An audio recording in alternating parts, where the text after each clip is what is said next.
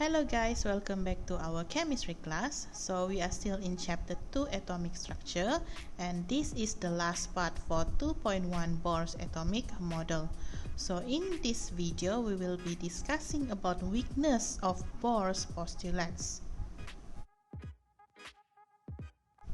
So mari kita tengok satu persatu weakness untuk Bohr atomic model. So yang pertama, Bohr is unable to explain the line spectrum of atoms or ions that contain more than one electron. Sebab apa? Bohr dia cuma gunakan hidrogen sahaja untuk membuktikan dia punya model. Okay, next, electron is restricted to move in a certain distance around the nucleus of an atom.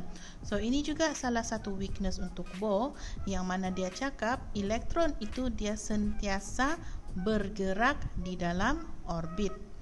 The third one, Bohr is unable to explain the extra lines formed in the line spectrum. So sebagai contohnya, kalau kita tengok Balmer series di sana, ada extra lines yang terbentuk. So Bohr tidak boleh terangkan kenapa. And then Bohr also unable to explain the dual nature of electrons. So mari kita tengok postulates daripada de Broglie.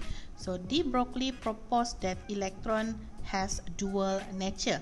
So in 1924, de Broglie proposed that not only light but all matter has a dual nature and possess both waves and corpuscular ataupun particle-like properties. So de Broglie ini dia deduce yang mana particle dengan wave properties of electron are related by this expression. So untuk expression ini kamu jangan risau, kita tidak akan bincangkan dengan lebih mendalam. Tapi equation tersebut membolehkan kita untuk mengira wavelength bagi suatu elektron atau partikel yang mempunyai jisim dan bergerak dengan suatu laju. So sebagai kesimpulannya, apa yang de Broglie cakap? So de Broglie proposed that not only light but all matter has a dual nature and possess both waves and corpuscular ataupun particle-like properties. So this means electron should possess wave-like properties as well, and it can diffuse like wave into dimensionless space. That's why electron should not be confined to a particular energy level like Bohr said. Next, kita tengok pula Heisenberg uncertainty principle. So apa yang Heisenberg cakap? It is impossible to know simultaneously both the momentum P and its position X of a moving particle with certainty. Sebagai contohnya, kamu sedang memandu di jalan raya. So bolehkah kamu bagi tahu kepada orang lain di mana kedudukan kamu yang sebenar ketika kamu sedang bergerak? Semestinya tidak boleh kan, sebab kamu sedang bergerak. Jadi macam mana kita boleh tahu dengan tepat kedudukan elektron apabila elektron itu sentiasa bergerak di dalam orbitnya? So ini yang Heisenberg kata, electron should not be confined on a particular orbit because its exact position and velocity cannot be determined. So we can only determine the probability of finding an electron. So ini adalah rumus untuk cari kebarangkalian mencari elektron yang kita tidak akan bincangkan, tapi kita akan guna untuk terangkanlah.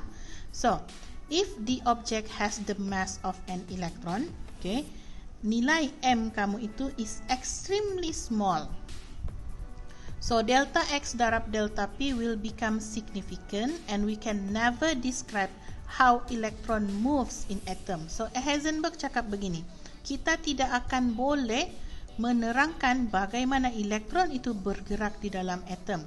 So bila kita apply uncertainty principle ini pada hydrogen atom, secara realitinya kita boleh tahu bahawa elektron itu dia tidak mengelilingi nukleus melalui orbit seperti yang Bohr cakap. Okay? Jadi kita tidak boleh point out di mana kedudukannya dan macam mana dia bergerak. Jadi apa yang kita boleh buat? Kita cuma boleh hitung probability of finding an electron in a certain position at certain time. So, the region of space yang mana ada high probability untuk kita cari elektron bagi suatu atom atau molekul, itu kita panggil sebagai orbital. Yang mana orbital punya cerita ni kita akan bincang dalam subtopik yang seterusnya. So, itu sahaja untuk video kali ini. So, secara rasminya kita sudah habis 2.1, okay, Bohr's atomic model. So, kita akan masuk 2.2 pada next video. Thank you for your time guys. Take care and I'll see you. Bye-bye.